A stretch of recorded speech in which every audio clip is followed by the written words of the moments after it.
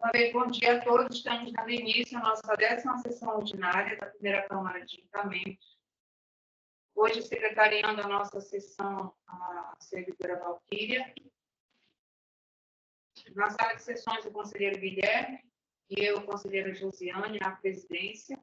Presente o procurador do Estado, por videoconferência, doutor José Galhardo. Também os conselheiros Antônio Aleixo, conselheiro Wilson, a conselheira Regina. Presente também os advogados, né, doutora Isabela, doutor Michel. Mais uma vez, sejam bem-vindos. Nós vamos dar início na sessão de hoje à análise do recurso 16.919, recurso voluntário, empresa JPS, processo de minha relatoria, conselheira Josiane, comparecer nos autos da doutora Bianca Ormanes. Na sessão passada, iniciamos a discussão relativamente a este recurso, com a leitura do relatório e a manifestação da doutora Bianca, ratificando os termos de seu parecer pelo conhecimento parcial do movimento do recurso, os termos da diligência realizada. Suspendemos o julgamento a partir deste ponto, então vamos dar início hoje com a manifestação da doutora Isabela, que na forma regimental dispõe de 15 minutos para apresentar suas considerações. Fique à vontade, Isabela. Bom dia, ilustríssima conselheira relatora, doutora Josiane, pessoal na qual cumprimento e saúdo os demais membros dessa Câmara Julgadora. Cumprimento também o representante fazendário e os demais presentes. Pois bem, trata-se de auto de infração lavrado em face da JBS, onde originalmente cobrava-se os valores de ICMS em razão de apropriação de créditos presumidos que antecedem o período de janeiro a junho de 2012. No montante total de R$ 1.303.351,08. Fundados no artigo 55, inciso 2 e 62 da Lei 5.530. Após a interposição do recurso voluntário pelo requerente, este egrégio tribunal administrativo determinou a realização de diligência, tendo a autoridade fiscal reduzido o montante exigido para R$ 823.870,68. Na sessão de novembro de 2022, o auto novamente foi convertido em diligência, sem, contudo, a devida notificação da recorrente, o que desencadeou um grave cerceamento de defesa, face à impossibilidade de sua manifestação. Mormente, a necessidade de explanar sobre a análise das notas fiscais relacionadas no auto de infração decorrente de transferências de mercadorias entre filiais. Por amostragem, foi levantado mais de 20 notas fiscais que eram de transferências entre essas filiais. E sabe-se que por se tratar de operações de transferência, não há hipótese de incidência de ICMS, a teor da súmula 166 do STJ e da decisão proferida pelo egrégio Supremo Tribunal Federal no agravo 1.255.8854, o tema 1099. Outro sim, após a primeira diligência, o fiscal apontou que não restou demonstrado por parte da recorrente a origem dos outros créditos registrados. Todavia, reforça que tais créditos são decorrentes do Decreto 47 de 2007, correspondente a 99,40% do ICMS devido na saída de mercadoria. De mais a mais, forçoso apontar que o auto de infração combatido trata-se de exigência de suposta falta de recolhimento de ICMS, e não de glosa de crédito, como o fiscal tenta levar a crer, ficando assim impossibilidade de requerer tais valores dentro deste auto de infração já lavrado. Se tal confusão se concretizar, estar-se-ia diante de flagrante erro na acusação fiscal. Ultrapassadas tais considerações, passamos a demonstrar que não há ensejo da cobrança dos valores de ICMS, isso pois, os valores exigidos pela autoridade fazendária nos meses de janeiro e fevereiro de 2012 são muito próximos aos valores apropriados a título de crédito presumido do Decreto 47 de 2007. Com efeito, conforme explicado, o referido decreto concedeu ao estabelecimento Bertin Limitada cuja inscrição estadual era 15.260.287, dígito 4. O benefício de crédito presumido é correspondente a 99,40% do ICMS devido na saída de mercadoria pelo prazo de 7 anos. Na ocasião, tal estabelecimento localizava-se no município de Conceição do Araguaia, conforme consta no cadastro Integra anexado ao auto de infração. Ocorre que o estabelecimento supramencionado foi transferido da empresa Bertin Limitada para Bertin S.A., em uma operação societária de permuta de ações por ativos, também conhecida como drop-down. Em outras palavras, a Bertin Limitada se tornou sócia da Bertin S.A., e dentre os bens utilizados para a integralização do capital social estava o estabelecimento de inscrição estadual 15.267.287, dígito 4, de Conceição do Araguaia. Portanto, o empreendimento incentivado pelo benefício supramencionado, utilizado pela Bertin Limitada, como a integralização de capital de uma nova sociedade, da qual passou a fazer parte a Bertin S.A., e o estabelecimento Conceição de Araguaia passou a ser da Bertin S.A.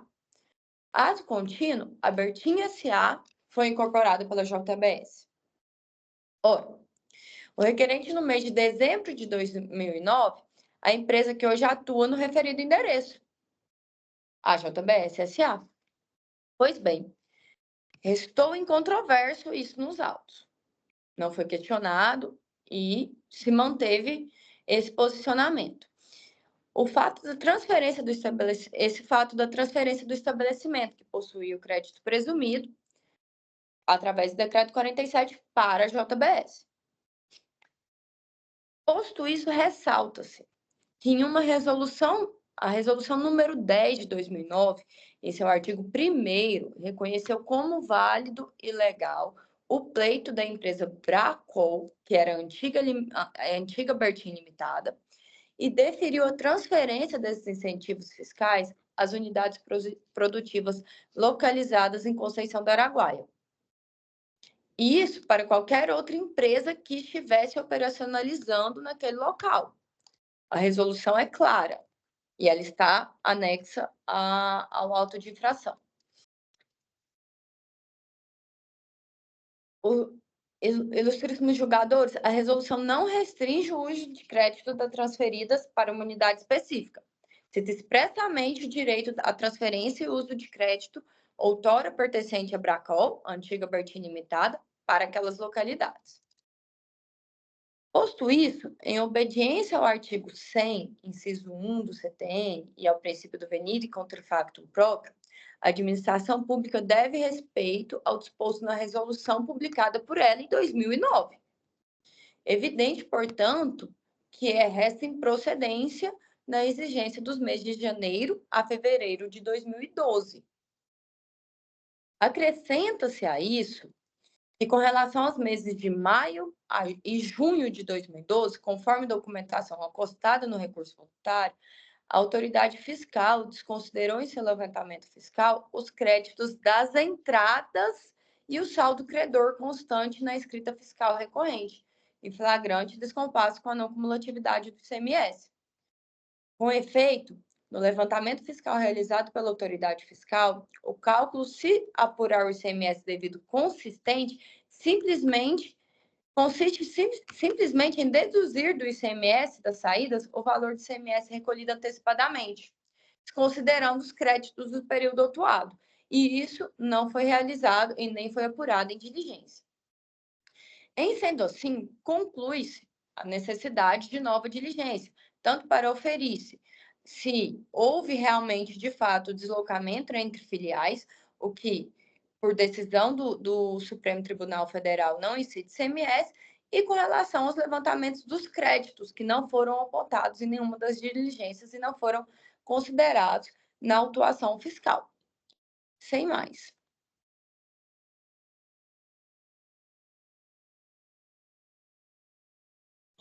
Obrigada, doutora Isabela. Sobre este processo, como foi indicado na a leitura do relatório, também a doutora Isabela fez uma abordagem agora, houve 4 diligências até então neste processo. Aí é um processo que tem várias petições, né, avançadas, 4 diligências, sendo uma de primeira instância e 3 já na análise do tribunal.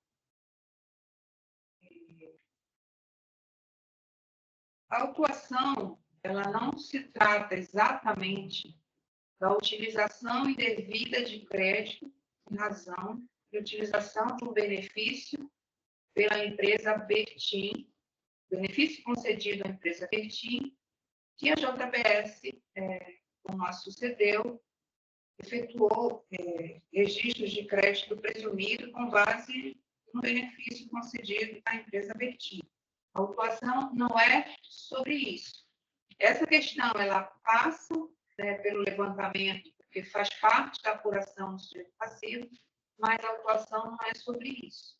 A autuação é sobre falta de recolhimento do ICMS nas operações apontadas pela fiscalização e que constam do levantamento fiscal. Inclusive, uma das diligências foi no sentido de que o auditor trouxesse todas as informações dos documentos fiscais de saída da empresa, sobre os quais estava cobrando o ICMS. Conferindo, foi claro. A fiscalização trouxe. Só peço aos participantes que desliguem, por favor, o microfone para não dar interferência aqui.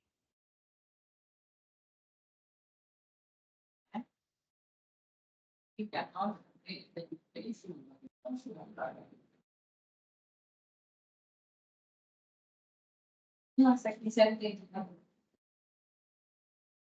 Não, como ele está fazendo?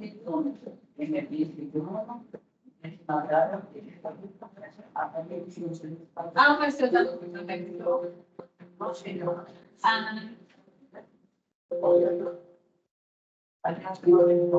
Cadê aquela? Tá, tudo bem. O microfone está aberto aqui, olha por lá.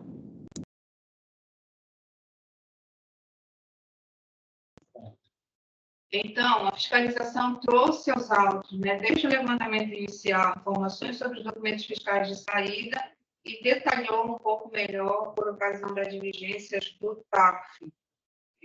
Ficou uma dúvida desde o início, porque a empresa alegava que não tinham sido considerados pagamentos realizados, e a auditoria responde e é possível verificar nos autos, e desde o levantamento inicial, a fiscalização fez o cálculo sobre as operações de saída e deduziu os valores recolhidos a título de antecipação de saída e o ICMS apurado normal, que é o Código de Recolhimento 1131. E a fiscalização, então, deduziu os valores recolhidos pela empresa. Esse é o primeiro ponto que, desde a primeira instância, já ficou esclarecido. Desde o levantamento inicial, que os autos foram baixados em diligência da primeira instância, e a fiscalização se manifestou no sentido de que foram utilizados os pagamentos, foram deduzidos os levantamentos de pagamentos realizados, e que não foram considerados os créditos que a empresa apresentou, porque a empresa não justificou com documentos hábeis à fiscalização a utilização daqueles créditos. Todas as diligências que foram realizadas foram cientificadas ao sujeito passivo. Essa informação, ela existe dos autos. A defesa, né, em razão dessa resposta de diligência, ela começou a sustentar a hipótese de duplicidade de autuação no primeiro momento, no primeiro momento, alegando a legitimidade desses créditos relativos ao benefício fiscal concedido à empresa Bertin, como aqui sustentou a doutora Isabela. Entretanto, não é este o entendimento do tribunal. O tribunal, analisando o caso específico da mesma empresa, entendeu no pleno que essa alteração societária não teria a possibilidade de legitimar a transferência, né, do benefício da Bertin para a JBS. Uma vez que o benefício é concedido pela Comissão de Política de Incentivos ao Desenvolvimento Socioeconômico do Estado do Pará, somente a comissão poderia fazer essa transferência, como fez da Bracol, acho que é Bracol o nome, né, do Isabel anterior, a Bertin.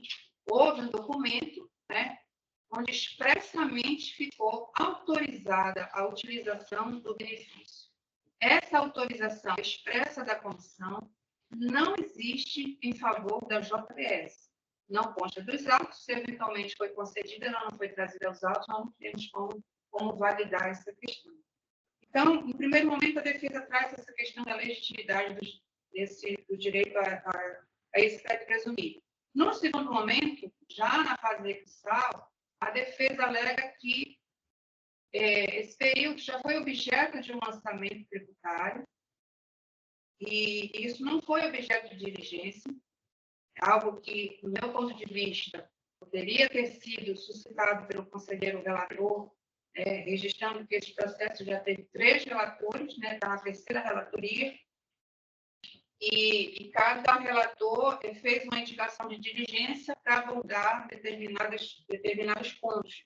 Mas essa questão da duplicidade não foi observada em diligência, não foi solicitado que isso fosse analisado em diligência. Também, como não foi solicitado, que fosse verificada a questão das transferências entre estabelecimentos da mesma empresa. Isso é um fato. Pela minha análise dos autos, e aí também submeto isso aos demais conselheiros, há situações em que necessariamente o auditor atuante deve ser ouvido a determinadas alegações que são trazidas pela defesa, mas em outras eu acredito que o julgador ele tem a condição de verificar os autos se há necessidade ou não dessa diligência e se ele pode analisar esse ponto trazido pela defesa. Em relação à questão da duplicidade, eu acredito que, de fato, parte do crédito tributário que está sendo objeto desse lançamento que estamos analisando, ela foi absorvida num outro auto de infração lavrado somente no ano de 2015. Este auto que estamos analisando é de 2012 e houve outro auto de infração lavrado em 2015, especificamente sobre essa utilização do benefício fiscal pela empresa JBS, né, de um benefício que foi concedido pela Comissão de Política e Incentivos para a empresa Bertin. Então, houve essa autuação. Então, do meu ponto de vista, essa autuação engloba parte da exigência que foi feita em 2012 e que, portanto, penso que ela deve ser considerada para afastar a exigência, pelo menos em parte, do crédito tributário que está aqui em discussão, que foi constituído pelo auto de infração lavrado em 2012. Em diligência, após a apresentação de documentos pela empresa, na fase recursal, a própria fiscalização reconheceu que diversas operações de saída não tiveram recolhimento efetuado porque efetivamente trataram-se de operações de exportação. A fiscalização registra que no início da ação fiscal os documentos não foram apresentados pela empresa, portanto, ele não tinha como fazer essas deduções na ocasião, só podendo fazê-lo por ocasião da 3ª diligência que foi solicitada no processo. E dessa diligência, a fiscalização, então, considerou que os meses de março e abril de 2012 não teriam valor remanescente a ser cobrado. Então, período de março e abril, pela conclusão da diligência, não há diferença a ser recolhido, assim como em relação ao mês de maio, foi reduzido o valor do crédito tributário e determinadas operações. Para essas operações, houve a comprovação da efetiva exportação. Então, essa questão da diligência, dessa redução, ainda não foi ratificada, porque ainda não houve julgamento efetivo do crédito tributário descrito nesse auto de infração, mas é algo que, no meu ponto de vista, deve ser acolhido, porque há evidências nos autos, há provas nos autos, a defesa faz isso, de que nessas operações houve efetivamente a exportação dessas mercadorias e, portanto, não teria incidência do ICMS. Quanto às transferências entre estabelecimentos da mesma empresa, uma questão que também só foi suscitada na fase recursal, após diligências, até porque a discussão sobre isso, ela ficou, digamos assim, pacificada no âmbito da discussão da ADC 49 em relação a esse fato, e a defesa traz essa alegação de que havia transferências, né, como disse a doutora Isabela, houve uma indicação a título exemplificativo em uma das peças de defesa apresentadas, e a defesa, inclusive, pede uma nova diligência para que isso seja observado. Pela minha análise dos autos, considerando que todos os documentos fiscais de saída estão relacionados e constam dos autos, eu consegui identificar quais são as operações de transferência de estabelecimento da mesma empresa. E como o tribunal também já entende nesse sentido, né, em relação a essas operações, lembrando que o fato gerador nesse processo ele é de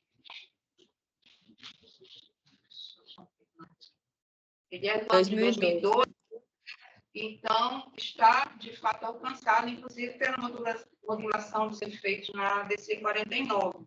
Então, de fato, essas operações, no meu entendimento, elas devem ser identificadas. Mas penso que é dispensável uma diligência para isso, porque eu consigo, pelo levantamento que consta dos autos, fazer a exclusão em relação a essas operações. Quanto voltando à questão da legitimidade dos créditos, é importante, eu trouxe isso no meu voto, destacar que o auto de infração que foi lavrado em 2015 foi julgado em primeira instância pela improcedência, mas no tribunal, na Câmara, a autuação foi restabelecida, o processo foi analisado pelo Pleno, e o Pleno manteve a autuação, entendendo que esses créditos não poderiam ter sido utilizados pela empresa. Como houve decisão já definitiva nos órgãos de julgamento, e essa autuação, portanto, no âmbito administrativo, tributário já se encontra definitivamente constituído, eu entendo que essa parcela do crédito tributário consta nesse AINF de 2015, embora posterior ao de 2012, ela deve ser reconhecida e deve ser afastada do orçamento tributário. São muitas questões trazidas no processo, mas eu acredito que no meu voto eu tenha conseguido analisar todas. Eu vou fazer aqui um resumo em relação à minha avaliação do crédito tributário e após os conselheiros fiquem à vontade se tiver alguma dúvida ainda para tirar, né? Para poderem convencer em relação a se temos condição de julgar o processo ou não, né? Aí vai depender também da compreensão dos demais conselheiros. Registrando que neste julgamento participam, além de mim, o conselheiro Guilherme, o conselheiro Nilson e a conselheira Regina. O auto de infração, ele inclui o período de janeiro de 2012 até o mês de maio de 2012. Isabel, seu microfone está ligado? Conselheira, eu poderia só fazer um adendo antes do seu voto? Com relação à resolução, eu acredito que possa interferir um pouco. Eu não estou fazendo voto ainda, mas vou esclarecer aos conselheiros e depois vamos abrir a discussão, somente depois, né, oficialmente, eu vou declarar meu voto, né, mas o meu conhecimento ele já está contido aqui e é o que eu vou externar a todos. Só um minutinho, por favor, doutora Isabela, eu vou lhe permitir falar, mas o conselheiro Nilson fez um pedido. Por favor, conselheiro Nilson. Presidente e demais conselheiros, só para eu tirar uma dúvida aqui, a Betim foi vendida para a JBS, é isso? Isso, conselheiro. A Betim tinha um benefício, tá? Que a JBS levou junto esse benefício, é isso? Bom, a questão do levar junto, conselheiro Nilson, como eu disse, a comissão... Então, não, estou falando do entendimento dela, da JBS. O entendimento da defesa levou, né, obrigações e direitos, né, a empresa JBS levaria. E esse, inclusive, foi o entendimento na primeira instância, no processo que foi analisado, e que a autuação decorre exatamente da utilização desse crédito num período até maior, que cobriu, acho que 2011 até um período de 2012. Tá, conselheiro? Então, a empresa JBS, sim, ela se utilizou do mesmo benefício que havia sido concedido à empresa Betim, entendendo que poderia fazê-lo porque incorporou a empresa que tinha... Não formalizou isso. É isso? Conselheiro, eu posso? Só um minutinho, Isabela, eu vou lhe permitir a palavra no momento, tá? Guarde, por favor. Conselheiro Nilson, ela não formalizou isso junto à CEF, é isso? Não há nos autos nenhuma indicação nesse sentido, nenhuma autorização da comissão para que a JBS utilizasse o benefício. Mas uma outra empresa do grupo, que se não me engano, é Bracol, fez isso e fez a formalização, é isso? O que consta dos autos é que houve uma sucessão de empresas, né? A Bracol foi incorporada pela Betim e a Betim foi incorporada pela JBS. Perfeito. Inicialmente, o benefício era a Bracol. Sim. A Betim, né, sucedeu a Bracol e houve uma manifestação da Comissão de Política de Incentivos autorizando a Betim a utilizar aquele benefício que foi concedido pela Bracol. Isso consta dos autos. Mas não há nos autos nenhuma comprovação, nenhum documento de que a Comissão de Política de Incentivos tenha autorizado a JBS a utilizar aquele benefício que inicialmente foi para a Bracol e posteriormente foi autorizado o uso à Betim. Respondi a sua pergunta? Respondeu, sim. Era só isso que eu queria dirimir. Ok. Doutora Isabela, por favor.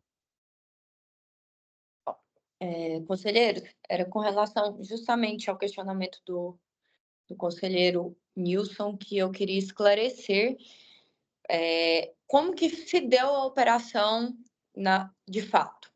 A Bracol, ela tinha o benefício. Bracol, incorporada pela Bertin Limitada. Posteriormente, houve uma operação de drop-down entre a Bertin Limitada e a Bertin SA. E algumas unidades da Bertin Limitada foram transferidas para a Bertin SA, dentre elas a unidade de Conceição do Araguaia. Posteriormente, houve a incorporação da Bertin SA pela JBS SA. Ocorre que a resolução número 10, ela anexada aí nos autos, a gente tentou ela desde sempre, ela foi solicitada pela Bracol e veja bem o que ela fala no artigo 1º. Resolve reconhecer como válido e legal o pleito da empresa Bracol Holding Limitada e deferir a transferência dos incentivos fiscais concedidos às unidades produtivas localizadas em Redenção e Conceição do Araguaia, após o processo de cisão e incorporação, conforme o processo da SEDEC número tal, de 20 de dezembro de 2007. Ela não é específica à Bertin, ela é específica à unidade de Conceição do Araguaia. Ou seja, qualquer empresa que sucedesse que operacionalizasse naquela unidade, ela seria beneficiada pelo benefício do crédito que foi concedida à Bracol anteriormente.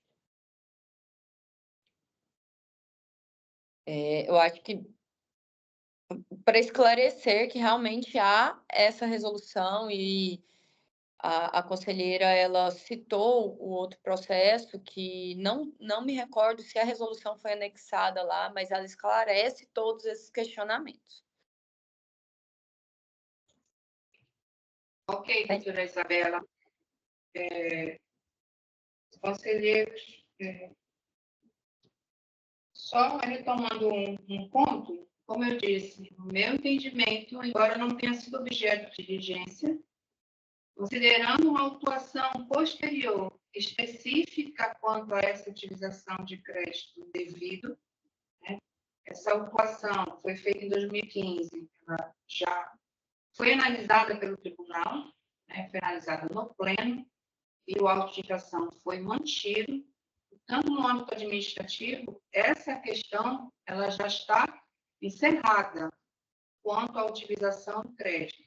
Não é, matéria para ser analisada neste julgamento. Né? Eventualmente, a empresa, talvez até em uma ação judicial, possa continuar a discussão em relação a isso, em relação àquele processo que já teve crédito definitivamente constituído no âmbito administrativo. E, como disse, penso que essa nova autuação ela pode ser analisada no julgamento deste processo para efetivamente retirar a parcela do crédito tributário que está sendo aqui cobrada e que já foi alcançada por uma outra autuação. Então, não é a questão de discutir a legitimidade, mas apenas se há efetivamente uma necessidade de autuação. Então, pelo que eu trouxe aqui, pela minha análise, eu gostaria de passar aos senhores conselheiros, né, o que eu analisei em relação ao crédito tributário, e após, se os conselheiros não tiverem dúvida, efetivamente, né, a gente vai continuar a discussão nesse processo. Esse auto de infração, ele se reporta ao período de janeiro de 2012 a junho de 2012, onde se verifica que na autuação consta a falta de recolhimento do ICMS no valor de R$ 312.097,68, cujo valor está contido na autuação relativa ao AIF 07/2015, final 1160, cuja exigência de ICMS em decorrência da apropriação indevida de crédito para o mesmo período de referência, janeiro de 2012, consta no valor original de R$ 312.716,11, absorvendo por completo a exigência contida no auto de infração lavrada em 2012. Pela análise que eu fiz, a exigência contida no auto de infração de 2015, que é de crédito indevido, absorve por completo a diferença que foi apurada pela fiscalização no auto lavrado em 2012. Porque se fosse considerar esse valor, não haveria aqui valor a ser cobrado. Como já há uma cobrança no outro processo, não há por que manter a exigência em relação ao período de janeiro de 2012. Essa foi a minha análise dos autos. Independente de ter que baixar os autos novamente em diligência, eu já consegui ter essa compreensão pelos elementos que constam dos autos. Em relação ao mês de fevereiro, em que consta da autuação em análise a falta de recolhimento do ICMS no valor original de R$ 153.327,39, tal valor está contido na autuação relativa ao auto de infração lavrado em 2015, cuja exigência de ICMS em decorrência da apropriação indevida de crédito para o mesmo período de referência consta no valor original de R$ 169.424,76, também absorvendo por completo a exigência contida no lavrado em 2012. Então, meu entendimento em relação ao mês de janeiro e fevereiro, a autuação não deve ser mantida, porque a parcela do crédito tributário que está sendo exigida já consta de um novo lançamento que já teve a constituição definitiva no âmbito administrativo. Em relação aos períodos de referência março e abril de 2012, em que consta a autuação em análise a falta de recolhimento do ICMS no valor original de R$ 226.670 e R$ 129.309, respectivamente, estou comprovado em diligência que tais valores referem-se a operações de exportação, não havendo que se falar em falta de recolhimento do ICMS, por haver expressa disposição legal quanto à não incidência do ICMS nessas operações. Então, pelo meu entendimento, deve ser ratificada a revisão do levantamento pela fiscalização em relação aos meses de março e abril, onde detectou que não há diferença de ICMS a ser exigida. Em relação ao período de referência a maio, em que consta da autuação a falta de recolhimento do ICMS no valor original de R$ 135.431, estou comprovado nos autos que parte desses valores se referem a operações de exportação, reduzindo-se a exigência do ICMS para o valor de R$ 124 mil. Então, reduziria de 135 para 124 mil. Verifica-se, entretanto, que parte desse valor, já após a análise da diligência, está contido na autuação efetuada em 2015, cuja exigência de ICMS, em decorrência da apropriação indevida de crédito para o mesmo período de referência, consta no valor original de 87 mil. Então, diferente dos meses de janeiro e fevereiro, no mês de maio, o valor da autuação de 2015 é bem inferior à diferença que está sendo exigida no auto de infração lavrado em 2012. Portanto, verifica-se que os valores lançados em 2015 não absorvem por completo o montante exigido no AINF de 2012, restando uma diferença de R$ 37.179.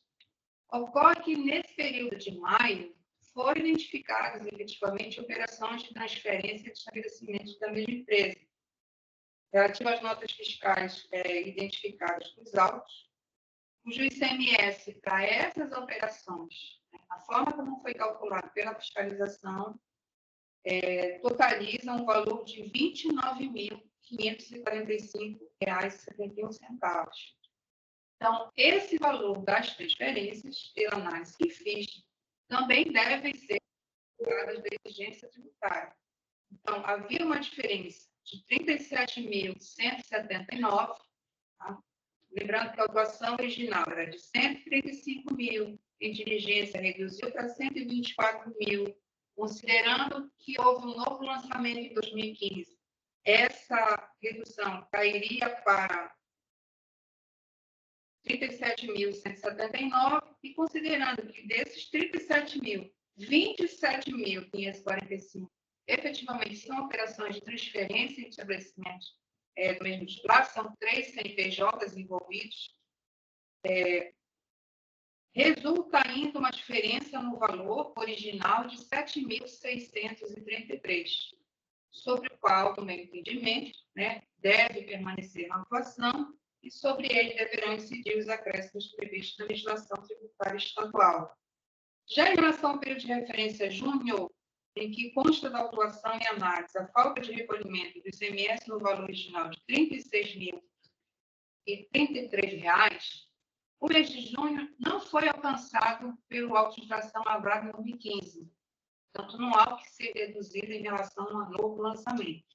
Mas foi identificado nos autos que os valores de operações de transferência entre estabelecimentos da mesma empresa, incluídos no levantamento fiscal, totalizaram a cobrança de ICMS no valor de R$ 113.671, que é um valor bem superior ao valor que foi trazido do lançamento original, que só cobrava R$ 36.033. Então, como este valor é superior ao montante apurado pela fiscalização, não há diferença de ICMS a ser exigida em relação ao período de junho de 2012. Então, pela análise que fiz, ficaria apenas uma parcela no mês de maio de 2012, como disse, em que não foi possível, pelo que consta dos autos, houve a dedução tanto dos valores relativos à exportação, tanto dos valores relativos à transferência em estabelecimento da minha empresa, como também em relação à autuação que foi feita posteriormente, tá? Então, pela análise que fiz, permanece apenas uma diferença em relação ao mês de maio de 2012.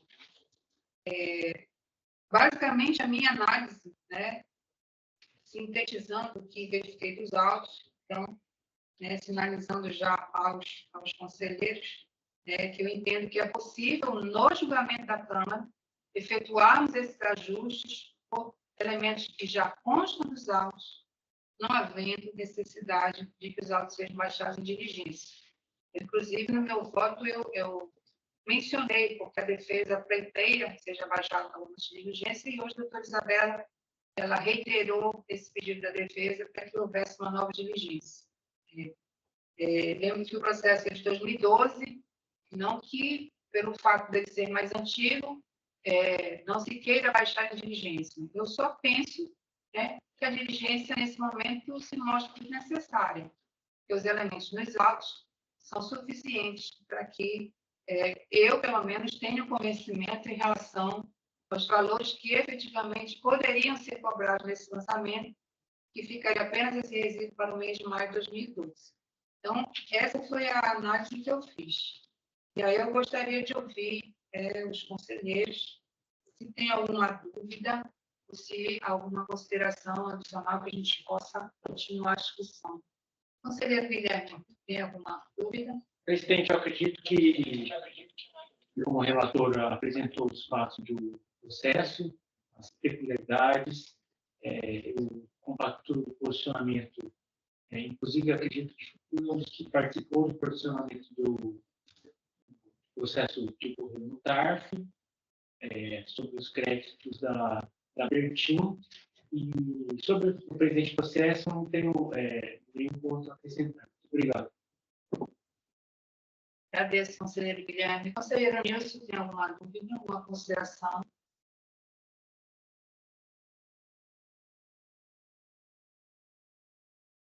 Eu não mais tenho, presidente. Obrigada, conselheiro Nilson. A conselheira Regina, tem alguma dúvida, alguma consideração? Não, presidente, entendo que a diligência é uma prerrogativa do conselheiro, relator. Entendi que a sua análise está devidamente fundamentada, justificada. Ficou claro os procedimentos adotados, as informações que você trouxe no seu relato. Eu não tenho nenhuma dúvida. Conselheiros, então, podemos encaminhar o voto? Considerando que parte, né, da fundamentação do meu voto ela já foi trazida aqui na minha manifestação, vou trazer de forma resumida e praticamente já passando a parte positiva, mas só informando, né, que eu informo no meu voto a questão da não necessidade da diligência, penso que não, porque justifico, porque entendo que parcelas do crédito tributário descritas na objeção devem ser retiradas, parcela porque houve, inclusive, manifestação da diligência e outras porque, efetivamente, está claro nos autos de que a autuação não pode ser mantida. Trouxe também a discussão em relação ao processo que foi analisado no pleno, inclusive trouxe aqui o acórdão, a decisão que foi sintetizada no acórdão 122 do pleno, trouxe o cálculo em relação ao período do auto de infração em que devem ser feitos ajustes, do mês de janeiro de 2012 até o mês de junho de 2012, entendendo pela permanência no crédito tributário apenas de uma parcela residual em relação ao mês de maio de 2012. Doutora Isabela, a senhora já teve a oportunidade de se manifestar e nós já estamos no voto. A senhora deseja ainda trazer alguma consideração? Eu fui anotando no decorrer que a conselheira foi falando, mas só para deixar claro. Então, ficou remanescente, referente ao maio de 2012, o valor de R$ 7.633, correto? O valor original do ICMS, né, a serem aplicados acréscimos previstos na legislação, desde a época do fato gerador até a efetivação do pagamento do crédito tributário, né, ou a sua instituição administrativa. Mas de principal, 7.633 referente a maio. Exatamente. Perfeito. Exatamente. Era só essa a minha dúvida.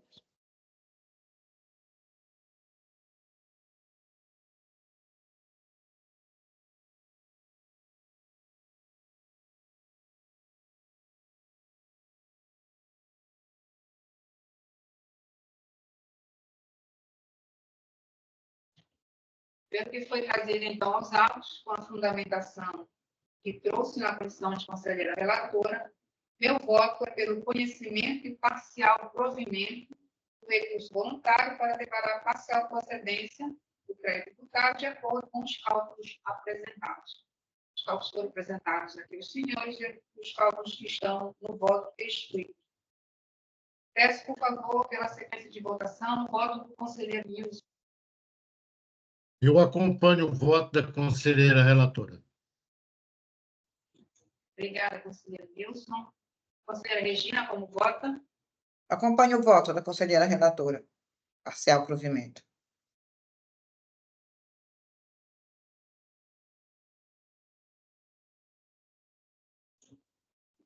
Obrigada, conselheira Regina. Conselheiro Guilherme, como vota? Presidente, eu vou acompanhar a relatora. Obrigada, conselheiro. Temos, então, decisão à unanimidade pelo conhecimento e parcial provimento do recurso voluntário 16.919. A emenda relativa a esse julgamento, ela vai ficar pendente para a leitura na próxima sessão, mas já informando a defesa aqui, concluímos o julgamento, indicando também que, na forma regimental, essa emenda, após leitura, será publicada no Diário Oficial do Estado e ainda passará, o processo ainda passará por uma outra análise do representante da Procuradoria-Geral do Estado para ratificar a decisão, ou, se for o caso, ficar com recurso de revisão, se entender que a decisão hoje tomada, ela traz uma divergência jurisprudencial em relação a outros julgamentos do tribunal. E, posteriormente, a empresa será cientificada. Ficou alguma dúvida, doutora Isabela? Não, sem dúvida. Eu agradeço a sua presença e, se desejar continuar na sessão, fique à vontade, nossa sessão é pública. Mas precisando se ausentar também, fique à vontade, tenha um bom dia, uma boa semana.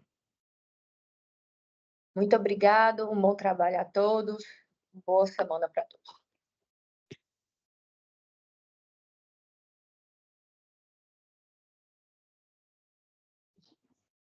Dando prosseguimento, então, à nossa pauta da sessão de hoje, vamos à continuação do julgamento do recurso voluntário 20.855, empresa na conta empresarial, processo de relatoria do conselheiro Wilson. Comparecemos ao auto do doutor José Galhardo. Na sessão passada, iniciamos a discussão, houve leitura do relatório, manifestação da representante da Procuradoria do Estado, manifestação também da defesa, estava tudo do Michel. Mais uma vez, seja bem-vindo, doutor Michel, para acompanhar a sessão. E houve pedido de vista do conselheiro Guilherme. Peço, portanto, ao conselheiro Guilherme que traz suas considerações em relação ao seu pedido de vista. Obrigado, presidente. Eu solicitei a vista em razão de alguns argumentos trazidos pelo sujeito passivo, em especial ao fato de que ele alega de que as mercadorias estariam incluídas no apêndice do 1146, seria uma antecipação normal, bem como uma outra alegação que me chamou a atenção seria a de que as mercadorias foram remetidas para a Zona Franca, no caso de Macapá. Eu pedi vista, dei uma olhada no CD e nas informações trazidas pelo sujeito passivo, tomei o cuidado também de olhar as declarações especial de F. E, presidente, existe no meu entendimento, existem muitas mercadorias remetidas ao estado do Amapá, cidade de Macapá, só que eu gostaria de solicitar, vou deixar o meu entendimento desde já, uma diligência para a autoridade lançadora com alguns pontos específicos. Primeiro, quais das mercadorias teriam sido remetidas ao estado do Macapá? Essas mercadorias foram remetidas conforme a lei da Zona Franca? Sim, ok. Eu acho que estaria esclarecido esse ponto. E se foram remetidas, as que devidamente foram, retirado o lançamento. Outro ponto que eu gostaria de salientar é que são 5 NCM, 5 tipos de mercadorias que englobam essa ação fiscal. Dos 5 tipos de mercadorias, o GNCM 33059000 ingressou como 1146 somente em 2 de 2018. O lançamento versa de 1 de 2018 a 11 de 2018. Portanto, uma análise superficial, o mês 1, em relação a essa mercadoria, estaria incluído no lançamento, os outros meses deveriam ser retirados, ok? Lembrando, senhores, que a gente está tratando de uma ocorrência em que o contribuinte emite documento fiscal relativo à operação tributada como operação com imposto antecipado. A fiscalização entendeu que nada dali era antecipado e tudo deveria ser tributado. As notas estão zeradas. Com relação às outras 4 mercadorias, eu entendi como correto a presença delas no lançamento. Só que, devido ao volume de notas fiscais, acredito que eram cerca de 9.000 mercadorias nesse lançamento, notas fiscais, eu senti uma certa dificuldade, por isso eu estou sugerindo a remessa dos autos em diligência, presidente. Eu não sei se o Dr. Nilson, que é o relator, tem alguma outra consideração com relação a esse processo. Da minha parte, é o que há. E muito obrigado, senhores. Obrigada, conselheiro Guilherme. Como o levantamento fiscal aí ele é feito por itens, né, da nota fiscal, como mencionou o conselheiro Guilherme, a quantidade de informações é muito grande no levantamento, né, algo que ele não conseguiu alcançar a ponto de dispensar, digamos assim, a realização de uma diligência para que ele próprio firmasse seu convencimento em relação ao crédito tributário que eventualmente pudesse ser mantido na autuação. Acredito que o ponto principal em relação ao levantamento fiscal é esse. Há questões de NCM e nomenclatura do produto, algo que há também a legislação, ela sofreu alterações, né, próximo aí do período da autuação, e algo que também é necessário que a fiscalização se posicione em relação a esses questionamentos que foram trazidos, inclusive, pela própria defesa. Conselheiro Nilson, o conselheiro Guilherme está trazendo aqui a sugestão de uma diligência.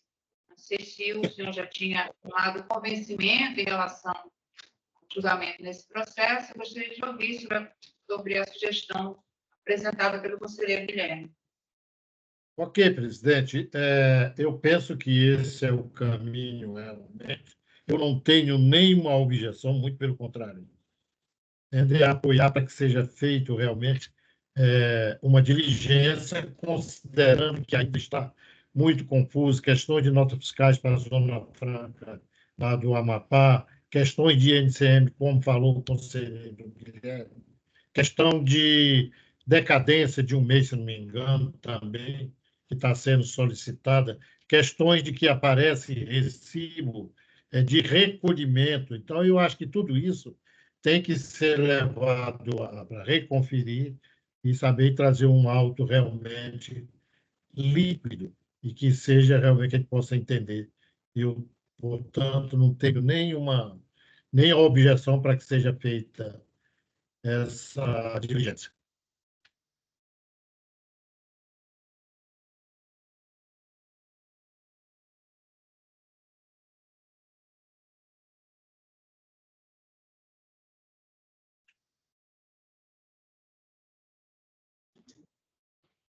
Me ouviram? Não. Sim, ouvimos, sim. Como o conselheiro Guilherme fez a análise no pedido de vista, gostaria até que ele mesmo redigisse a diligência, que verificou mais recente, né, o processo, e o conselheiro Nilson trouxe, acredito que 2 pontos adicionais aqui trazidos pelo conselheiro Guilherme, uma questão de pagamentos, que eu entendo que a questão do pagamento aí, ela não deve repercutir na questão do lançamento. A fiscalização está vendo que aquelas operações... Peço que desligue, por favor, o microfone, conselheiro Nilson. As operações objeto de atuação, pelo que foi trazido pela fiscalização, seriam operações sujeitas à tributação normal por ocasião da saída. Eventual pagamento realizado pela empresa, código de forma antecipada, em código diferente daquilo que é a própria natureza da operação, né, penso que não tem como ser absorvidas pela fiscalização no levantamento. Já fizemos várias discussões nesse sentido. Se o produto é sujeito à antecipação, o contribuinte deve recolher de forma antecipada. Não pode entender que recolhendo na apuração normal, no dia 10 do mês seguinte, o fisco deve reconhecer esse pagamento. Da mesma forma, se o pagamento, se a tributação se dá por ocasião da saída, penso que não cabe ao fisco aceitar pagamentos realizados de forma diversa daquilo que prescreve a legislação. Agora, se de fato, como mencionou o conselheiro Guilherme, há itens incluídos no levantamento que são submetidos ao recolhimento antecipado, né, à época dos fatos, aí não há por que a fiscalização entender que deve cobrar por ocasião da saída. São lançamentos diferentes para situações diferentes. E essa questão da decadência que seria pontual, se for o caso, apenas um mês, né, conselheiro Guilherme? Presidente, as operações? acredito que nem um mês. Se houver decadência aqui, eu particularmente não detectei, mas seriam nem sequer um mês, seriam algumas operações apenas. Eu vou só para ilustrar o auto aqui, como eu já disse, versa dos períodos de janeiro de 2018 a novembro de 2018, e a ciência ao contribuinte ocorreu em 27 de 1 de 2023.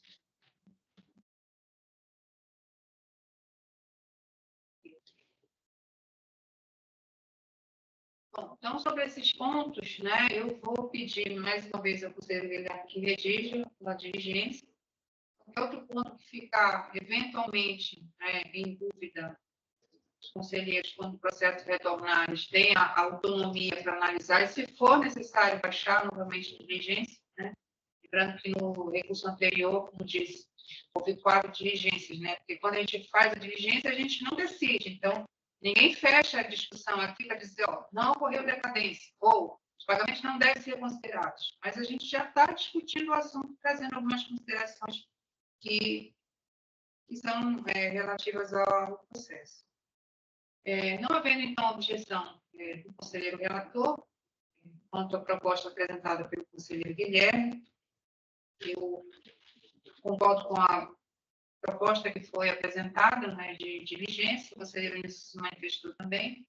Só peço, por favor, a manifestação da conselheira Regina, para que a gente possa fazer a devida anotação na nossa ata. Sem objeção, presidente. Ok, decidimos, então, unanimidade pela baixa dos autos em diligência. Fica designado o conselheiro Guilherme para redigir a diligência, de acordo com o que foi discutido aqui na sessão. Eu agradeço mais uma vez a presença do doutor Michel, e assim que o processo retornar de diligência do doutor Michel, ele vai ser novamente encaminhado ao conselheiro relator. Na verdade, ele vai passar inicialmente pela análise do procurador do Estado, né, assim que o regimento determina, né, se o processo voltasse do zero, ele passa pelo procurador, depois ao relator, e ele vai ser inserido em nova pauta de julgamento, a gente volta a discutir, novamente a defesa vai ter a oportunidade de se manifestar. Ficou alguma dúvida, doutor Michel? Nenhuma dúvida, presidente. Obrigado. Muito obrigada. Fique à vontade, se desejar continuar na sessão, se precisar se ausentar também, fique à vontade, tenha um bom dia, uma boa semana. Bom trabalho aí, senhor. Vamos dar prosseguimento à nossa pauta. Como disse, ia fazer uma inversão em relação ao último item, que é o item 5. Vamos analisar agora, nesse julgamento, preciso da participação do conselheiro Aleixo. O conselheiro Guilherme ele vai se ausentar em relação a esse julgamento, da vontade do conselheiro Guilherme. É o recurso voluntário 21.191, empresa Top Fama Marabá Vestuário, processos de minha relatoria. Neste julgamento, neste recurso, não há parecer dos autos do procurador do Estado, negou dispensa prevista na legislação, registrando que o valor do crédito tributário é inferior a 15 mil PF, portanto, a legislação até para que tenha maior celeridade em relação aos julgamentos, a dispensa do parecer escrito do procurador. No processo de minha relatoria, vou fazer a leitura do relatório.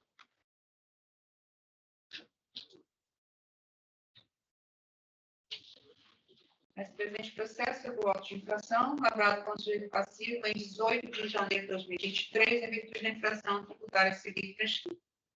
O contribuinte omitiu receita, conforme termos de apreensão e depósito número 123.61, foram apreendidos no estabelecimento do contribuinte durante verificação in loco, decorrente de ordem de serviço, resumos de caixa, dos quais constam o montante de vendas líquidas diárias efetuadas pelo sujeito passivo, acareados esses valores com os escriturados no livro de saídas e os declarados como receita no PIS-DAT, constatou-se a ocorrência de vendas desaproveitadas de documentos fiscais, como se pode extrair do demonstrativo da apuração realizado e demonstrado no anexo 4 do AINF.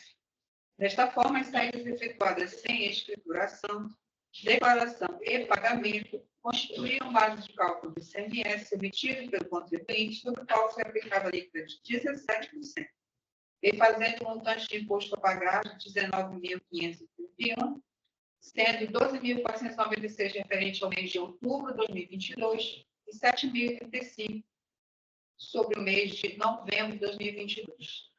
Infringência nos dispositivos da Lei Complementar 123 de 2006, também da Lei Estadual 5.530 de 89, da Lei Complementar 87/96 e também do Regulamento do ICMS.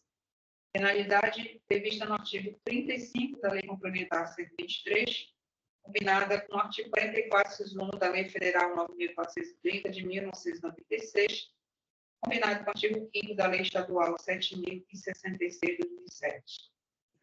A penalidade aplicada está prevista na legislação federal do imposto de renda e aplicada ao caso em análise de acordo com a previsão da Lei Complementar 123 de 2006, por se tratar de omissão de receita.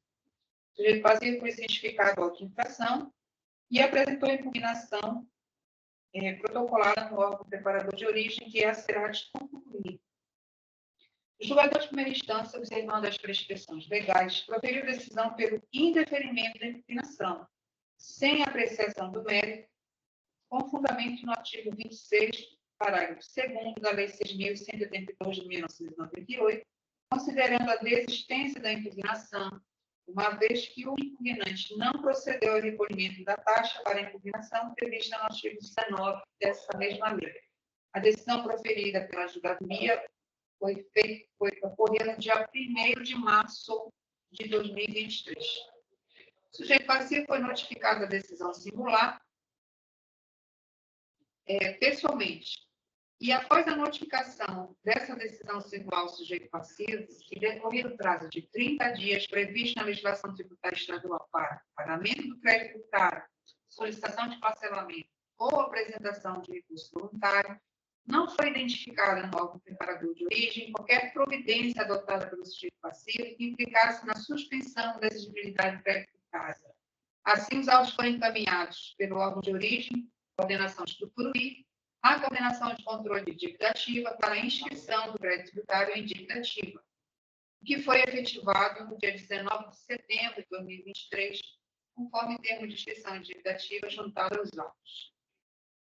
Foi identificado no órgão preparador de origem o contribuinte apresentar expediente na SERAT Castanhal, o órgão preparador de origem é SERAT Tucuruí, mas foi identificado o contribuinte apresentou expediente na SERAT Castanhal, no dia 14 de abril de 2023, intitulado, abre aspas, Defesa e Impugnação do Auto de Infração e Notificação Fiscal, número 13 de 2023, 51, final 8, dígito 6, de 18 de janeiro de 2023, fecha aspas. Após a juntada aos autos de tal expediente, foi feita a juntada de uma cópia, né, do processo de AINV, incluindo os documentos da fiscalização, bem como a cópia da impugnação apresentada anteriormente na Serasco do Luiz, já inserida nos presentes autos.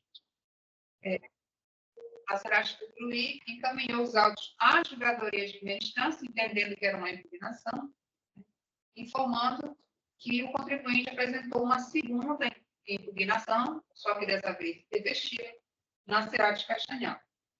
E os autos foram encaminhados ao CAF pela titular da julgadoria de primeira instância, com a indicação de que, por se tratar de uma segunda defesa apresentada pelo contribuinte, considerando a fungibilidade dos recursos e o amplo direito ao contraditório, para que seja recebida no CAF a petição do contribuinte como recurso voluntário. Na forma regimental, os autos foram instituídos esta conselheira relatora com dispensa de parecer escrito do procurador de Estado, conforme mencionei anteriormente. Este caso aqui veio, né, para a minha relatoria, recurso voluntário 21.191, e ele tem algumas peculiaridades, né? Primeiro, é a questão do indeferimento na primeira instância, em razão da ausência do cumprimento dos requisitos previstos na Lei 6.132. Notadamente, a taxa para a impugnação prevista em lei estadual e definida como necessário o protocolo da impugnação nos termos do artigo 19A da Lei 6.182 de 1998.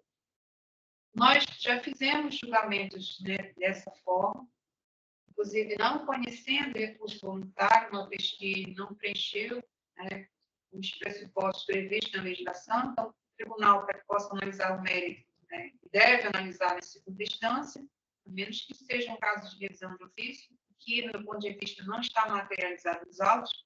Há provas robustas em relação ao procedimento da fiscalização, que localizou um controle paralelo de vendas e fez a apreensão desses documentos, devidamente respaldada numa ordem de serviço, efetuou o levantamento, fez a comparação em relação ao volume de notas fiscais emitidas e escrituradas nos livros, e em relação aos valores que foram oferecidos à tributação pelo regime do Simples Nacional no PGDAS. Então, em relação a isso, para mim, está clara a infração que foi cometida.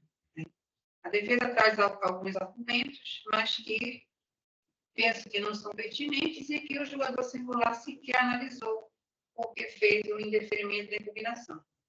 E como já decidimos em outros casos, né, entendemos que o recurso voluntário não deve ser conhecido porque ele não houve a instauração do litígio na primeira instância, porque a legislação estadual expressamente determina que não havendo o pagamento da taxa, que a impugnação não deveria ser conhecida. E assim, o julgador singular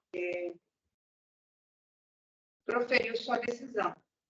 Mas o que temos de novidade em relação a esse processo? Primeiro, é uma discussão na ação de inconstitucionalidade, né, que foi ajuizada pela Ordem dos Advogados do Brasil e que o Tribunal de Justiça do Estado do Pará fez o julgamento em dezembro, acho que dia 15 ou dia 13 de dezembro, não me recordo, dia 12 de dezembro de 2023, onde declarou a inconstitucionalidade o parágrafo 2º do artigo 26 da Lei 6.132, foi o dispositivo em que se fundamentou o julgador singular para indeferir a impugnação. Mas nessa decisão do Tribunal de Justiça, que declarou essa inconstitucionalidade, ela definiu a inconstitucionalidade do parágrafo 2º do artigo 26, com efeitos ex nunc a partir da data do julgamento, ressalvadas as ações judiciais ajuizadas até aquela data. Então, o dispositivo legal em referência, que é o artigo 26, parágrafo 2º, até o momento da decisão do Tribunal de Justiça, ele era eficaz. Né? Então, ficou eficaz até o dia 12 de dezembro, porque no dia 13 de dezembro o Tribunal declarou a inconstitucionalidade, dizendo que dali para frente não poderia mais ser aplicado o parágrafo 2º do artigo 26 da Lei 6.172. Então, em razão da modulação dos efeitos, né, eu diria aqui que não há possibilidade de reformarmos a decisão de primeira instância, entendendo que o julgador utilizou um dispositivo inconstitucional. Não, ele foi declarado inconstitucional, mas os efeitos dessa inconstitucionalidade eles só entram em vigor a partir do dia 13 de dezembro. Portanto, nenhuma alteração a ser feita em relação ao julgamento de primeira instância que concluiu pelo indeferimento da impugnação. Esse é o primeiro ponto, que, obviamente, abre discussões se alguns dos conselheiros entenderem de forma diferente. Mas uma outra questão que também me leva a entender pelo não conhecimento do recurso é que, na verdade, não existe um recurso. Apesar da Justiçadoria ter encaminhado esse segundo expediente, né, entendendo que deveria ser conhecido como recurso pelo princípio da fungibilidade, enfim, acontece que esse expediente ele é claramente uma nova impugnação à auto-infração e foi protocolada antes do sujeito passivo ter tido ciência do julgamento. Ou se ele não sabia do julgamento, ele não poderia apresentar um recurso contra aquela decisão. Então, por esse motivo, eu entendo também que o expediente que foi juntado aos autos, além de ser um expediente que só foi juntado em cópia, não é um documento efetivamente com assinatura, há uma assinatura, mas só que o documento foi feito em cópia, né? Não é um documento original que foi trazido aos autos. Então, por esse motivo, eu entendo também que o recurso não deve ser conhecido. Então, tem esses dois pontos que eu trouxe, que eu acho relevante no processo, e até pedi ao advogado que se houvesse necessidade de alguma manifestação de sua parte em relação a essa questão, né, da ação de inconstitucionalidade, que tem gerado uma certa polêmica, mas digo aos conselheiros aqui presentes que, se tiverem alguma dúvida em relação a esse sentido, a gente pode fazer essa discussão com a presença do conselheiro, com a presença do procurador de Estado, aqui do secretário, mas o meu entendimento é que, de fato, não há como alterar a decisão de primeira instância e também não há como conhecer o recurso, porque o recurso, para mim, no processo não existe. E aí, doutor Galhardo, gostaria de fazer uma consideração? Presidente, considerando tudo que foi dito por Vossa Excelência, não há dúvida, porque a decisão do tribunal ela teve o efeito ex nunc, ou seja, sem retroatividade. É natural que as decisões em ação direta de inconstitucionalidade sejam de efeito ex tunc, ou seja, com a possibilidade de retroagir. Mas, nesse caso, não houve uma modulação e que o Tribunal de Justiça do Estado do Pará disse que a decisão só valeria da inconstitucionalidade da referida taxa a partir da data da decisão, que foi 13 de 12 de 2023, salvo engano. Então, por conta desse conteúdo decisório sem retroatividade, não poderia abarcar a decisão do TJ em relação à não aceitação da taxa. Então, é de bom tom a decisão de não conhecer mesmo a impugnação. Tá? Então, esse é o posicionamento da Procuradoria, de não conhecer. Por quê? Porque a decisão do TJ é de efeito ex nunc, ou seja, sem retroatividade.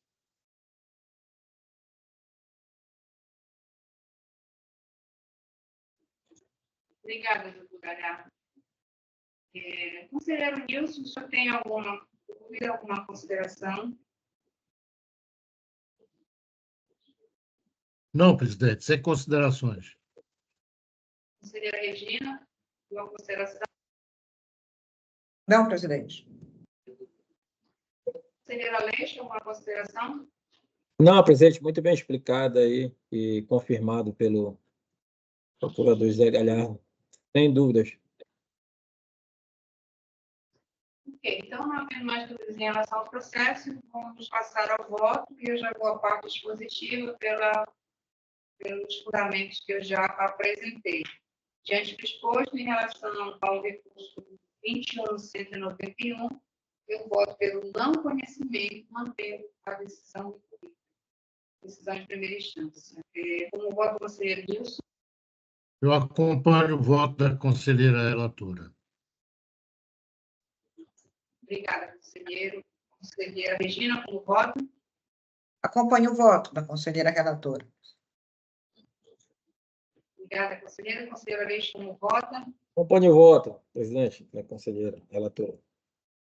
Obrigada, conselheiro Aleixo. Temos, então, a decisão à unanimidade pelo não conhecimento do recurso voluntário 21.191. Vou tentar compartilhar com os senhores aqui a emenda, tá? Se eu não conseguir, a gente faz a leitura. Só um minutinho.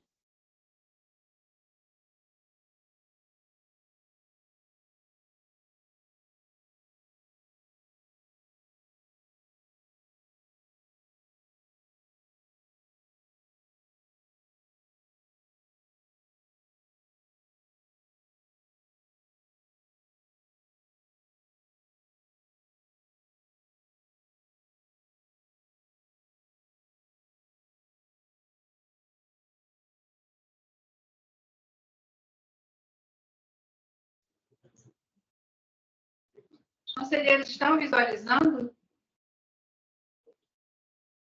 Sim, presidente. Estou lhe ouvindo, presidente. Eu vou fazer a leitura. Nós já utilizamos esses mesmos, essa mesma redação em outros julgamentos que fizemos, tá? De não conhecimento. Emenda ICMS, desistência da impugnação, não conhecimento de recurso voluntário. Tem um. A impugnação que não atende ao requisito previsto no artigo 19A da Lei 6.132 de 1998 não instaura a fase litigiosa do procedimento e acredita que o julgador singular de primeira instância examina o mérito do litígio, simplesmente porque não há litígio processual. Tem dois. A decisão singular que indefere a impugnação em razão do não preenchimento de requisitos previstos em lei impede a apreciação da matéria na instância superior. Tem três. A desistência da impugnação pelo sujeito passivo implica o seu indeferimento nos termos previstos no artigo 26, inciso 5, parágrafo 2º da Lei 6.132, encontra-se assim o não conhecimento da peça recursal por lhe faltar pressuposto processual. E tem 4. A decisão proferida em 13 de dezembro de 2023 pelo Tribunal de Justiça do Estado do Pará, na ação direta de inconstitucionalidade, eu coloquei trouxe o número do processo aqui, declarou a inconstitucionalidade do parágrafo 2º do artigo 26 da Lei 6.132 de 1998, com efeitos ex nunc a partir da data do julgamento, ressalvadas as ações judiciais ajuizadas até aquela data, não alcançando a decisão proferida pela julgadora de primeira instância em data anterior à data do referido julgamento. Em princípio, recurso não conhecido, decisão unânime. Os conselheiros têm alguma sugestão de ajuste? Não tenho. Não, presidente. Se tiver alguma consideração, a gente pode fazer ajuste de secretaria, tá bem? Vamos considerar então Ok.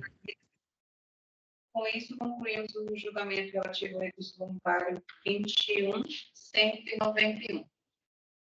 Vou só confirmar aqui, conselheiro Aleixo, se não pode se ausentar aqui da sessão, tá? Só um minutinho, por favor.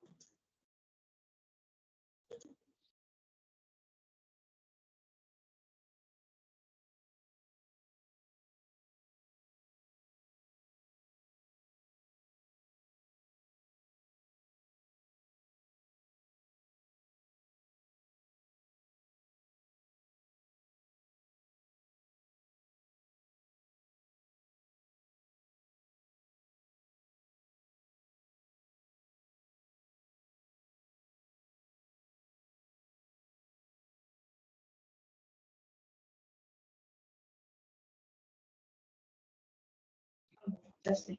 O conselheiro Guilherme já retornou à sala de sessões. Conselheiro Aleixo, se precisar se ausentar, fique à vontade, conselheiro. Obrigada pela sua presença. Presidente, bom julgamento aí para vocês e pode contar sempre comigo. Bom dia, você. Até mais. Conselheiro. Vamos dar prosseguimento à nossa pauta. Análise dos recursos voluntários 19.391 e 19.393. A empresa comercial de ferro e aço, APM, processo de minha relatoria, comparecer nos autos da doutora Bianca Turmantes. Eu vou fazer a leitura do relatório.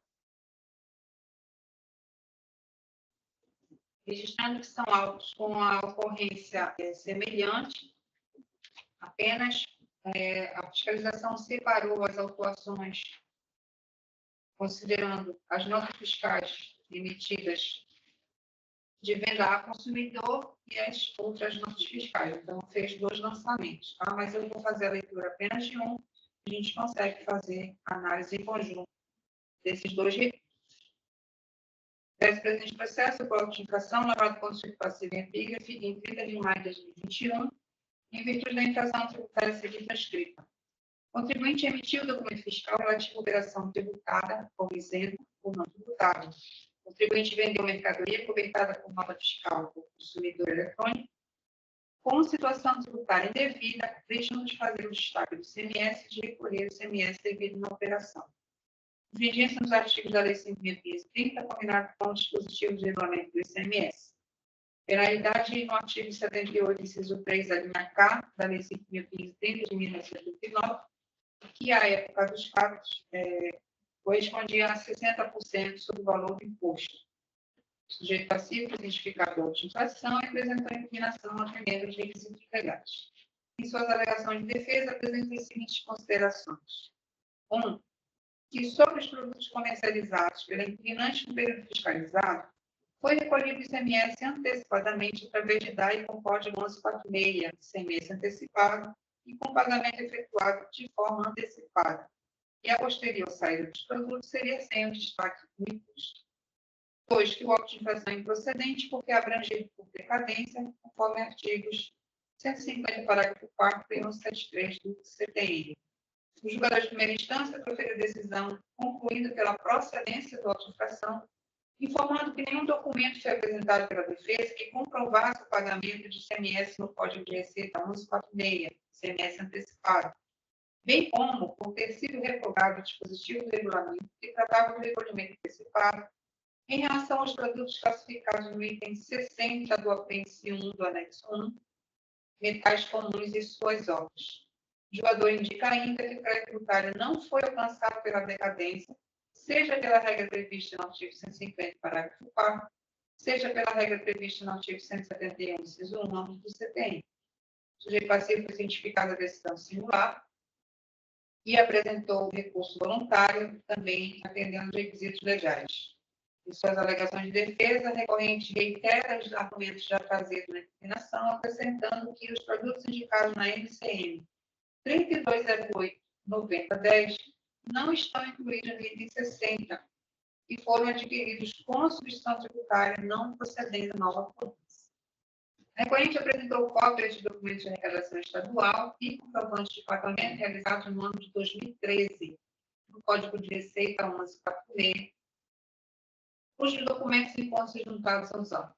Na forma regimental, os autos foram encaminhados à representante da Procuradoria-Geral do Estado, doutora Bianca Ormandes, em seu parecer manifestou impedimento de que a apuração fiscal e os julgamentos de primeira instância foram feitos de forma escorreita. Ao final, opina pelo conhecimento e provimento do recurso para declarar a nulidade do auto de infração. Nesse ponto, a conclusão do parecer destoa da fundamentação. Foi feita a distribuição do processo para a relatoria do conselheiro Nelson Paulo Simões Nasser, sendo levado o recurso para julgamento na sessão desta primeira CPJ, no dia 5 de dezembro de 2022, na qual se decidiu pela conversão do julgamento em diligência para que a fiscalização juntasse aos autos relatório de pagamento do período objeto do lançamento. Na sessão de julgamento, o procurador do Estado se encontrava presente, doutor José Galhardo, e retificou o parecer constante dos autos na parte final, opinando pelo conhecimento e improvimento do recurso pelos próprios fundamentos indicados no respectivo parecer. Os autos foram encaminhados ao preparador de origem e retornaram ao pacto, conjuntado com o relatório de pagamento do período de janeiro de 2012 a dezembro de 2016, emitido pelo Sistema Integrado de Administração Tributária. Na regimental, os autos foram encaminhados à representante da Procuradoria do Estado, novamente para a doutora Bianca Ormandes, que em seu parecer indica que, não havendo alterações no auto de infração promovidas pela fiscalização, reitera a manifestação anterior. E, ao final, opina novamente pelo conhecimento e provimento do recurso para declarar a nulidade do auto de infração, o que também demonstra uma incompatibilidade na parte final.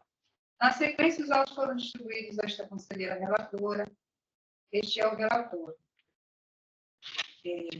Houve manifestação, como disse, nos autos, né? O processo já foi baixado em diligência, houve 2 manifestações e não houve alteração do pré-tributário.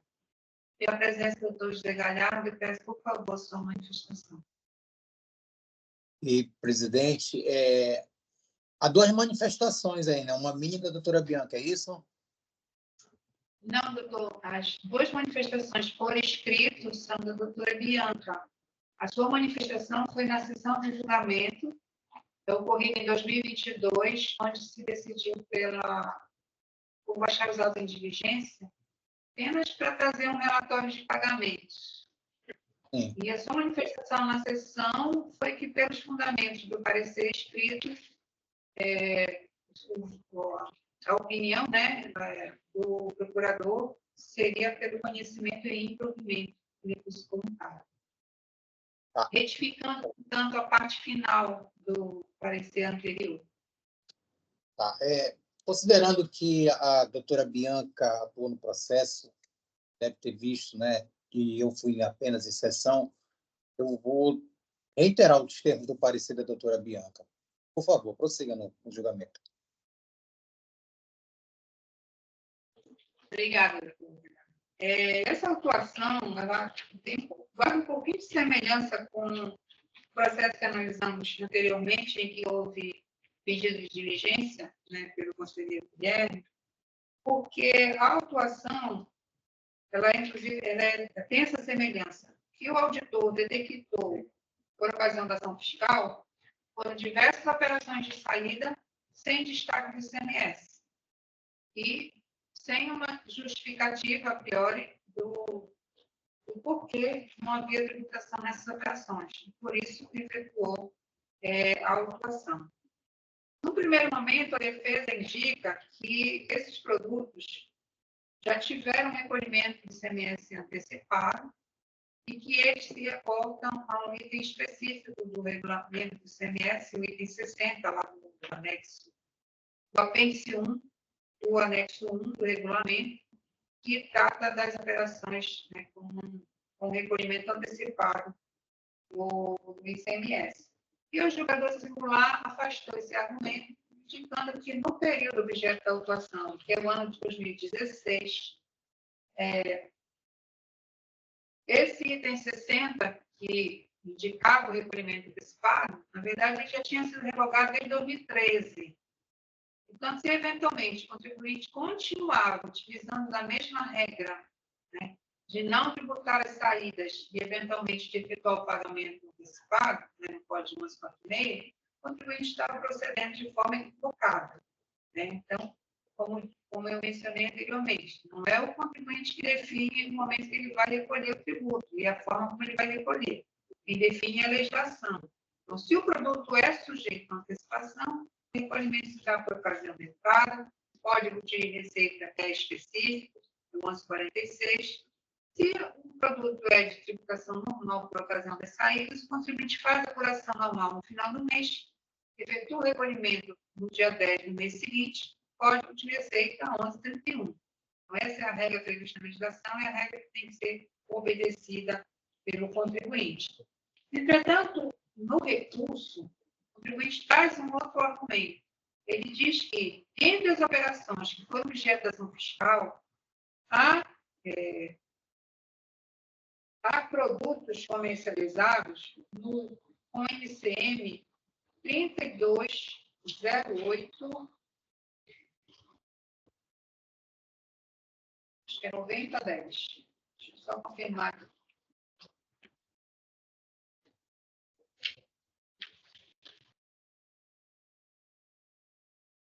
Isso, 3208-9010, que é um item do regulamento que identifica operações com substituição tributária interestadual e não havendo a substituição tributária interestadual, o contribuinte do Estado do Pará deve efetuar o recolhimento de forma antecipada, para que efetivamente as saídas não sofram nova tributação.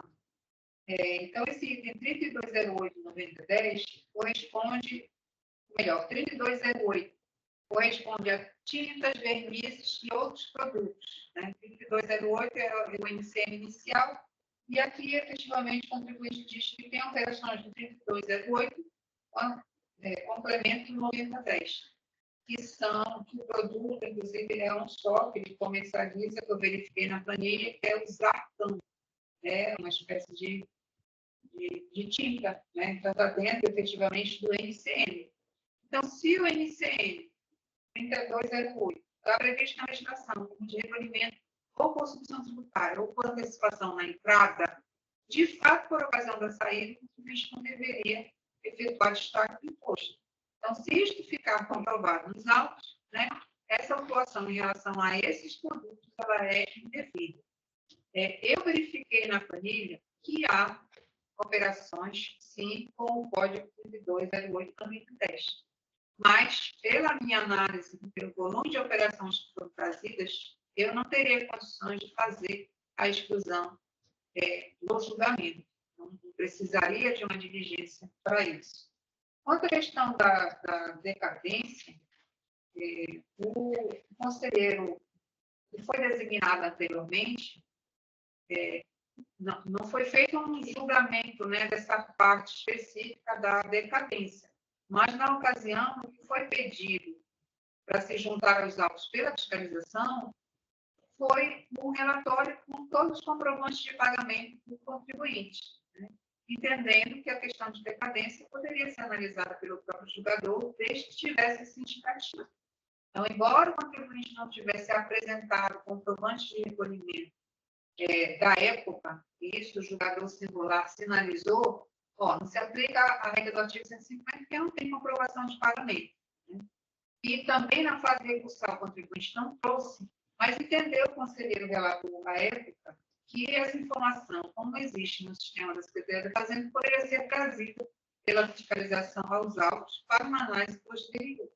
Então, esse é um ponto que pode ser analisado, mas que, se entendemos que houve decadência, ela será apenas parcial e não vai resolver a questão trazida pelo contribuinte em relação a esses produtos da nomenclatura 3208/9010. Tá? Então, é uma questão que a gente não tem como decidir. No meu ponto de vista, a gente não consegue fazer essa decisão no momento, porque precisa de outros elementos que somente a fiscalização poderá complementar essas informações dentro do que foi trazido pela defesa. Então, a minha proposta aqui é que esses processos, né, a gente complete o julgamento em diligência para que a fiscalização traga esses outros elementos para fazer uma futura análise e nova marcação de pauta quando o processo retornar à diligência. Os conselheiros têm alguma dúvida em relação ao que eu trouxe sobre o objeto da diligência? Presidente. Sem objeção. Não, presidente. Sem objeção à diligência. Sem objeções, presidente. Então, decidimos, então, a unanimidade pela conversão do julgamento de diligência, que se refere aos recursos voluntários 19.391 e 19.393. Nós temos ainda um item na pauta, no próximo processo, que é o recurso voluntário 21079. Não aparecer nos autos do Procurador do Estado, também por dispensa legal, o valor do técnico é inferior a 15 mil unidades padrão fiscal do Estado do Pará. E caso o doutor José Galhardo tenha algum compromisso na Procuradoria-Geral do Estado e precisar se ausentar, por favor, fique à vontade, tá? Presidente, eu vou pedir declínio da minha presença aqui na sessão, por conta de outros compromissos. Desejar a todos um bom final de sessão e uma boa semana. Obrigado, doutor Galhardo. Obrigada, doutor Galhardo. Vamos, então, à análise do recurso voluntário 21079, empresa Belco, Pecati Arames, processo de relatoria da conselheira Regina. Peço, por favor, conselheira Regina, a leitura do relatório. Obrigada, presidente. Do relatório, os autos versam sobre o auto de infração e notificação fiscal, AINF 8112 022 510 0052 88 dígito 9. Lavrada quando sujeito passivo Belga Berket Arames Limitada, em 21/11 de 2022, no valor de R$ 38.439,19, com a descrição da seguinte infração tributária. Contribuinte na qualidade de substituto tributário. Só um minuto, por favor, Regina, que está dando um eco aqui. Por favor, conselheiro Nilson, o seu microfone está aberto, você pode fechar, por favor?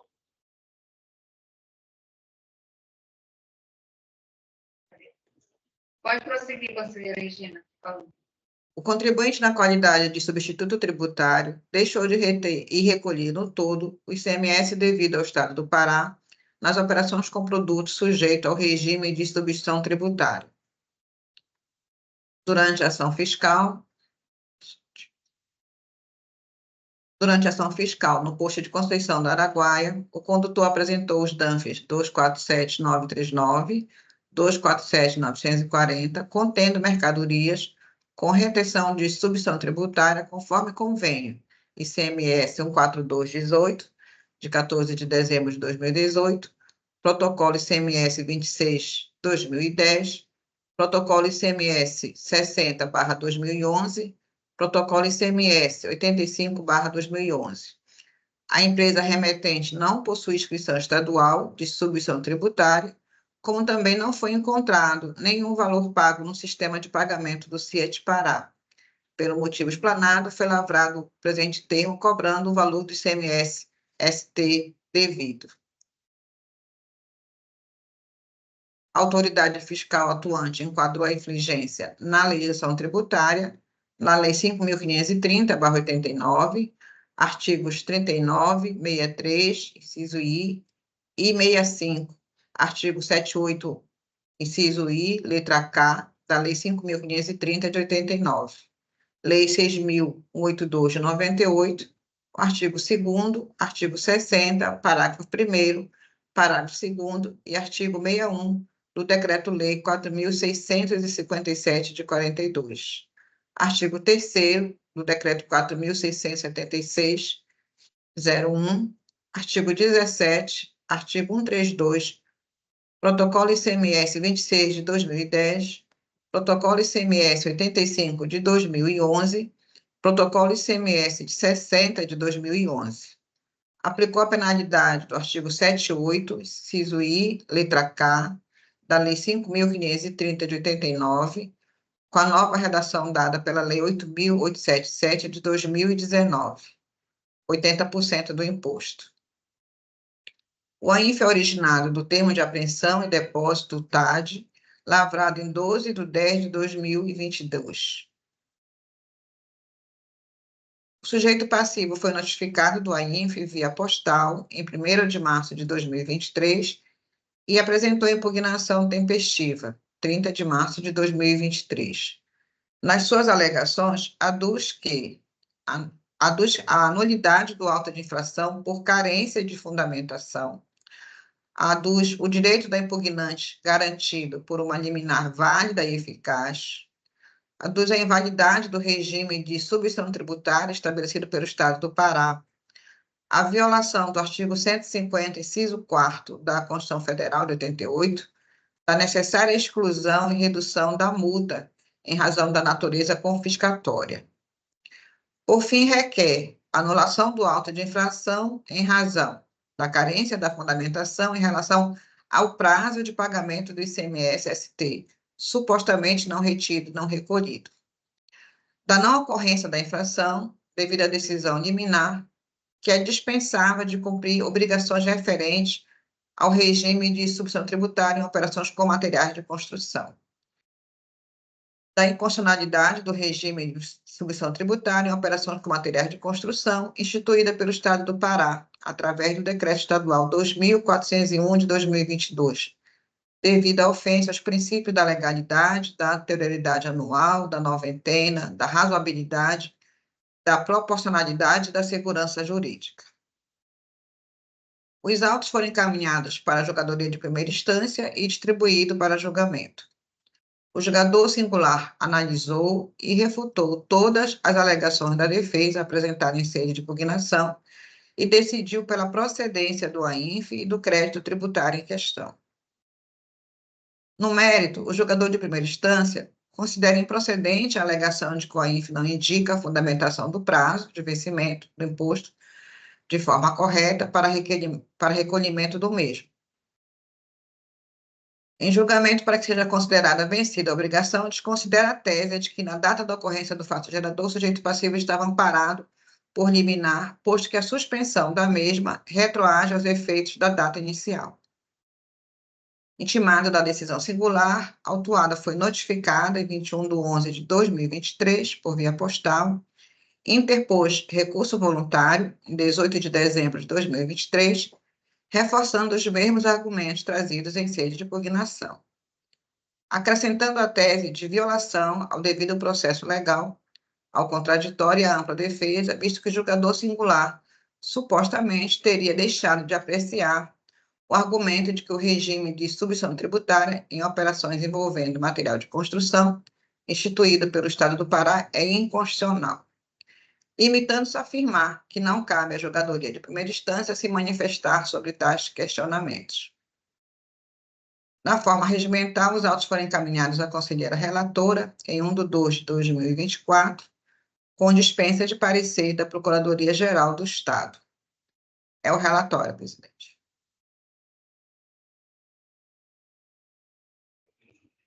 Obrigada, conselheira Virginia.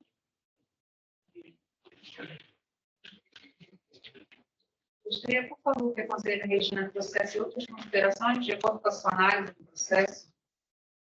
Presidente, trata-se de uma atuação de contribuinte que, na qualidade de substituto tributário, deixou de reter e recolher no todo ICMS devido ao Estado do Pará em operações com produtos sujeitos a regime de inscrição tributária. Então, ele traz a alegação da nulidade do AINF, por não conter os esclarecimentos que levaria a fiscalização a considerar vencida a obrigação tributária, traz a referência ao artigo 108, que o vencimento seria o 10º dia do mês subsequente, né, retenção do imposto.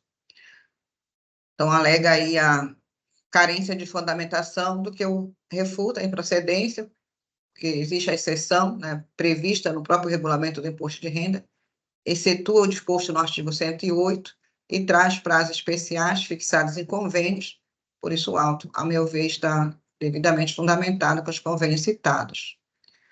Em relação à questão da liminar, que o sujeito passivo traz em sua alegação, foi refutada, né, pelo julgador singular, posto que ela retroage os seus efeitos à data inicial, uma tese também que foi refutada. Em relação à alegação ao devido processo legal, contraditório e ampla defesa, entendo que o julgador singular rebateu todos os pontos, né, que foi citado pelo sujeito passivo, e reduziu aqui a sua competência administrativa, que é não julgar a ilegalidade da lei. Então, são os pontos que foram alegados e foram devidamente fundamentados e rejeitados pelo julgador singular, que manteve aí o provimento a procedência do AINF. Desculpe, a procedência do AINF. São esses pontos, presidente. É uma autuação de trânsito, né, relativa à cobrança do ICMS em São Tributário. O autuado é de fora do estado, né, da Bahia, e não possui inscrição de contribuinte substituto no estado do Pará. Certo. Esse é um ponto que é determinante para que a gente possa verificar qual o prazo de recolhimento do ICMS em São Tributário. Se o contribuinte substituto tiver inscrição no estado do Pará, ele recolhe no dia 10 do mês subsequente. E se não tiver inscrição, pelas regras previstas em convênios e protocolos, esse recolhimento deve se dar no momento por ocasião da saída da mercadoria do estabelecimento remetente. Então, a regra geral em relação à substituição tributária interestadual é que o recolhimento se dê por ocasião da saída. E a exceção é se o contribuinte substituto tiver inscrição no estado de destino, ele vai ter uma data diferenciada para recolhimento. Então, aqui, o contribuinte substituto não tem inscrição estadual, então, vale o entendimento da fiscalização de que o trânsito da mercadoria deveria vir acompanhado do comprovante de recolhimento. O que o contribuinte traz, o que o autuado traz, com muita ênfase na sua defesa, é a insatisfação, a não aceitação de que o Estado do Pará tenha incluído tais produtos como de substituição tributária, né? Tanto que há uma discussão judicial relativamente a isso.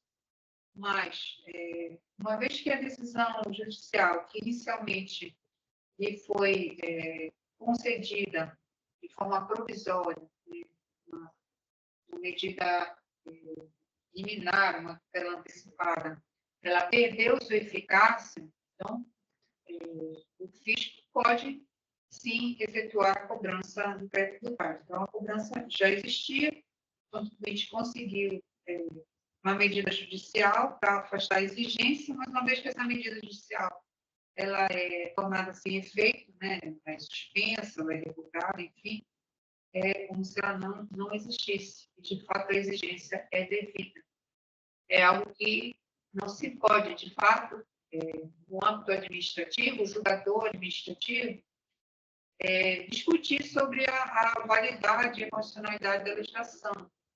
Tem um caso anterior em que expressamente havia uma disposição e o julgador cumpriu com aquela determinação que estava na disposição. Se o Poder Judiciário entender que aquela medida é inconstitucional ou, de uma outra forma, que ela não deva ser cumprida, aí sim, essa decisão judicial, ela obriga o julgador administrativo a reconheça, né, que a autuação seja improcedente. Mas não é o caso aqui. Eu penso que o julgador administrativo ele deve seguir seu entendimento conforme prescreve a legislação estadual. Conselheiro Nilson, tem alguma dúvida? Não, presidente. Conselheiro Guilherme, alguma consideração? Sem considerações, presidente.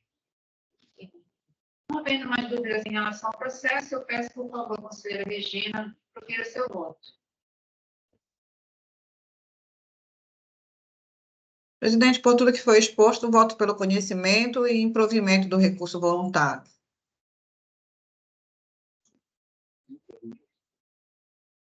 Conhecimento e improvimento. Isso, improvimento. Conselheiro Guilherme, como voto? Vou acompanhar a relatora. Obrigada, conselheiro Guilherme. Eu também acompanho o voto da conselheira relatora. Conselheiro Nilson, como voto? Acompanho o voto da conselheira relatora. Obrigada, conselheiro Nilson. Temos, então, a decisão à unanimidade pelo conhecimento e improvimento do recurso voluntário 21079. Conselheira Regina, você emenda para a leitura? Sim, presidente.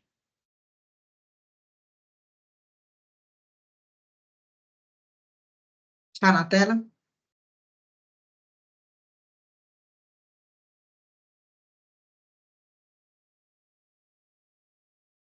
Posso ler?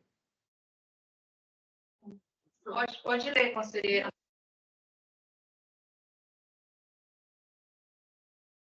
Conseguiram visualizar aí? Ainda Emenda. não aqui, mas pode fazer a leitura. O conselheiro Nilson está conseguindo visualizar? Ainda não.